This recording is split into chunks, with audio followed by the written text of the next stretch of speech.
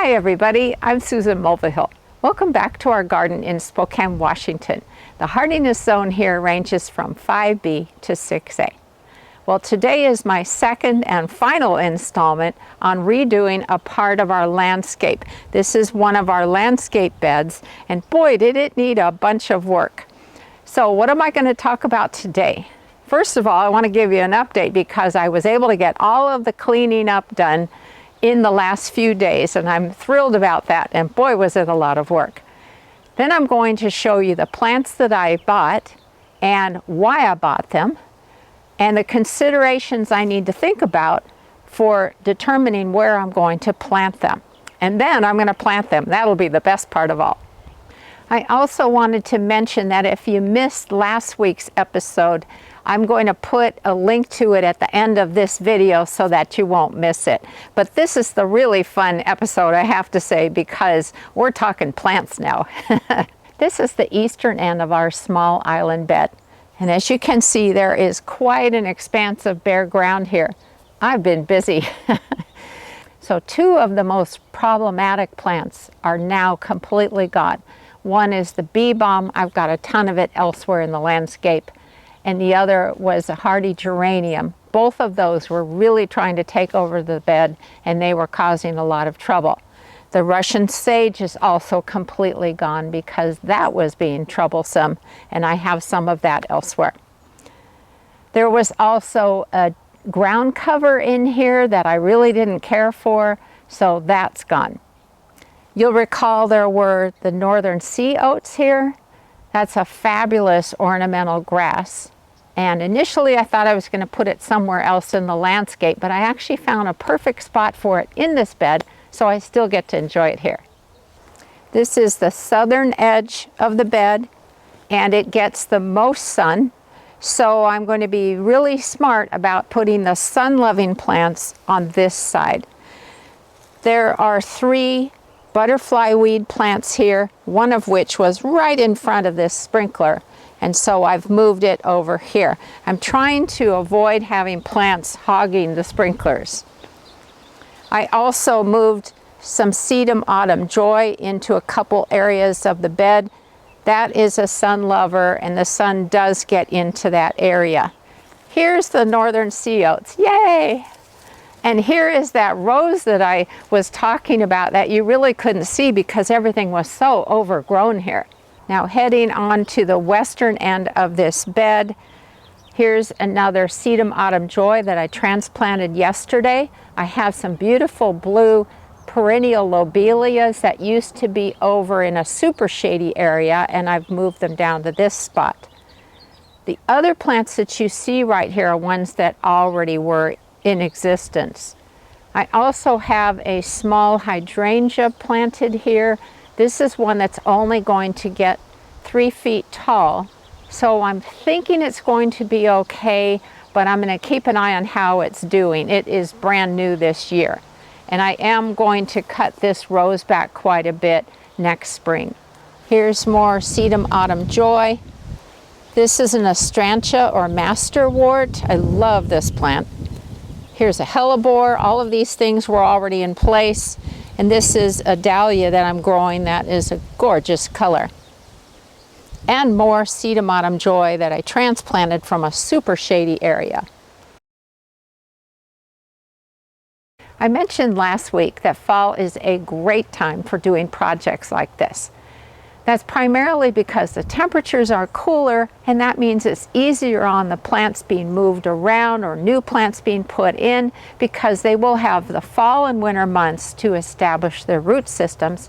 Then they'll grow great for you next year. And I certainly don't object to gardening in cooler temperatures at all because this has been a very hot, dry summer. And one of my favorite reasons for doing something like this time of year, is that garden centers and nurseries have put deep discounts on their stock. So I have bought 29 plants, and I know that sounds like a ton. It's a big bed. I'm going to be very mindful of the spacing and making sure that I'm putting them in the type of light conditions that they need. So I'm going to put some thought into this, but yeah, I want to show you the plants I bought.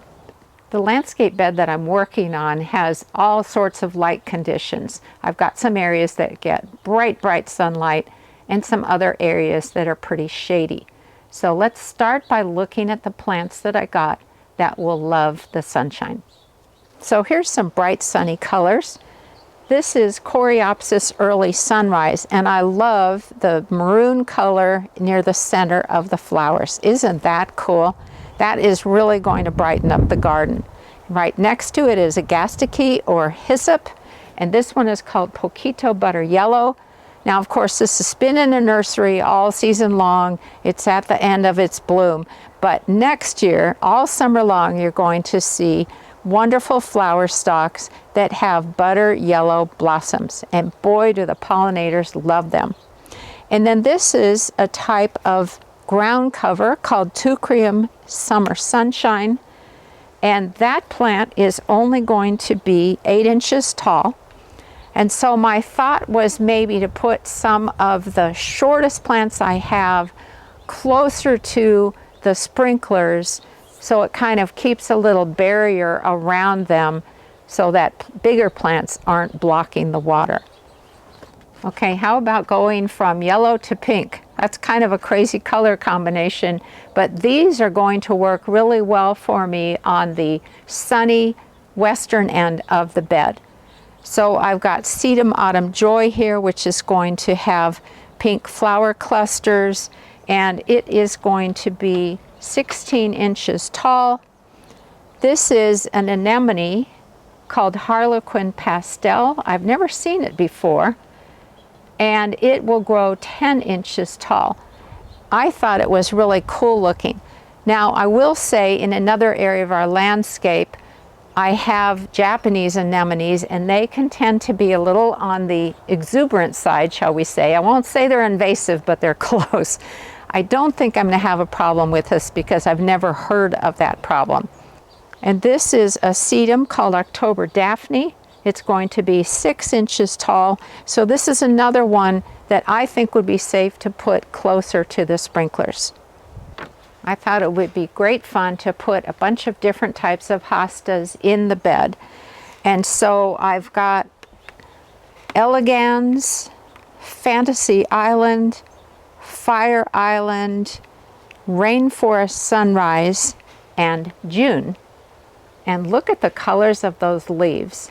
They are all going to be different sizes, and I'm very excited about them. I also thought that heucheras or coral bells would be awesome. And look at the amazing foliage colors. I did try to get multiples of some because that typically is more impressive in a bed. But sometimes there was only one of a certain variety. So let me read the tags so I can tell you what's what. This one I think is my favorite, and it is called Red Lightning. Wow. This one here is Lime Marmalade, and those look pretty darned good together. This one is Green Spice Coral. So again, I seem to be going with a little bit of a red accent here. This one is Delta Dawn. And last but not least, this beauty is Topaz Jazz. I am so excited to plant those. And last but not least, I wanted to show you a goat's beard called Guinea Fowl. Now this is something that will grow in part sun just fine, and it grows 12 inches tall. Now if you look at the plant tag, you can see there are flower stalks on there, and apparently those can be 18 to 24 inches tall, so I have to be mindful of that. But I thought these would look really great in the bed, so I'm very excited about growing them. Well, as my luck would have it, it's starting to rain, darn it. So I'm gonna go inside, wait for it to stop, and then I'll come out and I'll show you how I decide where they're going to go and how to space them, and we'll get those plants in the ground. Well, I'm back in business because the rain has stopped. It just rained for about an hour. And you know, I'm not complaining in the least because we need moisture so badly. Believe it or not, 2025 has been the driest year on record since they started keeping records back in the 1800s. It is that dry. All right, let's get some planting done.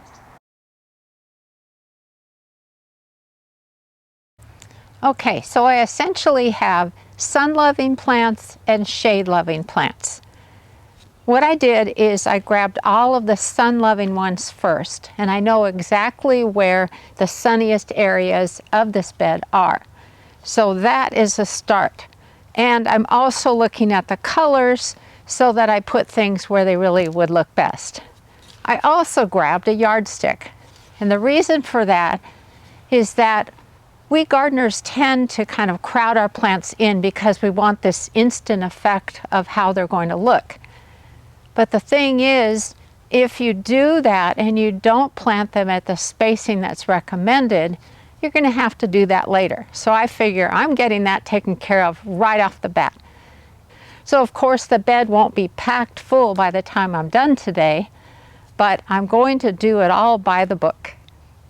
Okay, let's see if I can show you what I've done so far. And I'm just setting the pots into place, keeping in mind what's there already, how close they are to the edge of the bed, the sprinklers, and so on.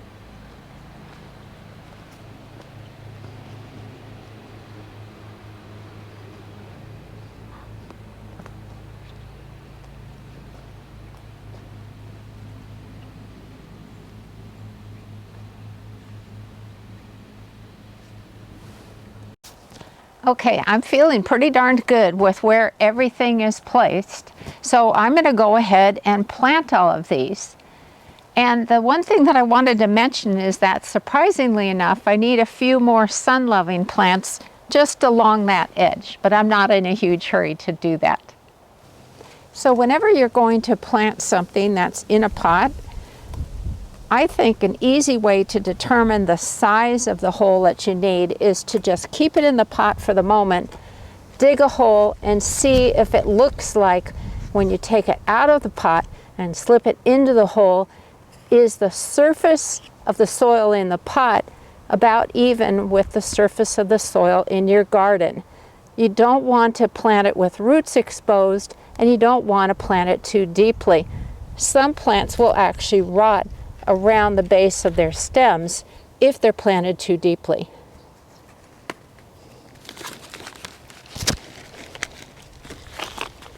And some of these, since I bought them at the end of the season, are probably pretty stuck in their pots. There we go. Now, do you see all these roots? That's a good thing. However, what I'm going to do is just sort of fork them apart a little bit. And I can do that with my fingers too, just to sort of tease them apart. This poor plant has been in its pot for many months, and I don't want the plant's roots to circle. I want them to go out and grow. So that's why I'm loosening this. There, that's what it should look like. I'm going to put it into the hole, and then let's see. Yeah. The surface of that is right where I want it to be.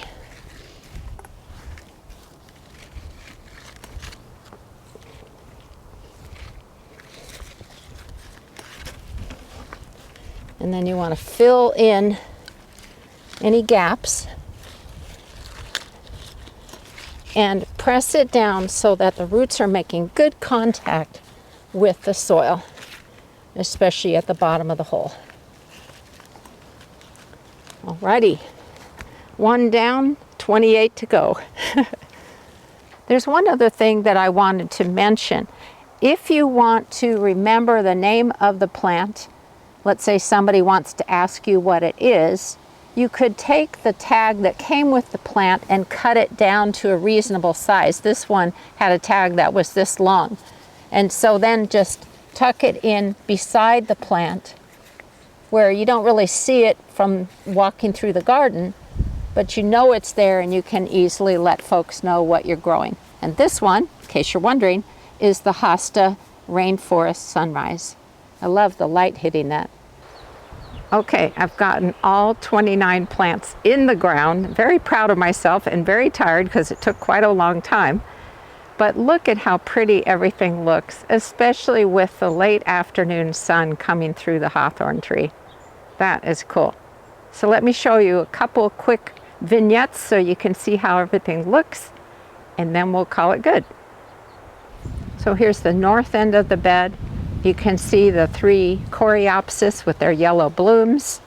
I've planted a couple of hostas, a few heucheras or coral bells, and in the foreground there are 3 of those teucriums, which are going to be fairly low growing, and I think they're going to be really pretty because there's a little bit of chartreuse in their leaves. Here's the south side of the bed, which is the sunniest. So here are the agastaches that I planted, and they're going to have the yellow flower stalks. Here's the goat's beard. Here's one of the autumn joy sedums that I moved from over on the north side. Here's where I had those milkweeds, and those are going to get lots of sun, and they love the sun. Another sedum. More sedums here. This is a heuchera that I've had for quite a long time, and it was really covered by this rose, so I think it's now going to do well. Here's another one of those short sedums, Autumn Joy. You saw these ones over here. This is a little hard to see in the shade, but here's one of those anemones. I think those are really pretty. Here's the other one that I bought. Heucheras. Here's a hosta. Columbine that was already there. I'm on the north side of the bed. Here's another heuchera. That's that lime marmalade, which I think looks really cool. I've got another one of the small hostas. Here's a larger hosta, and that heuchera that has the amazing chartreuse and red veined leaves. Wow. And another hosta there.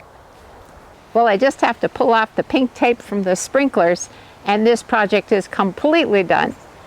I hope that you enjoyed this video, and I hope you have some fun fall planting projects ahead of you as well. Thanks so much for watching today, everybody. Happy gardening.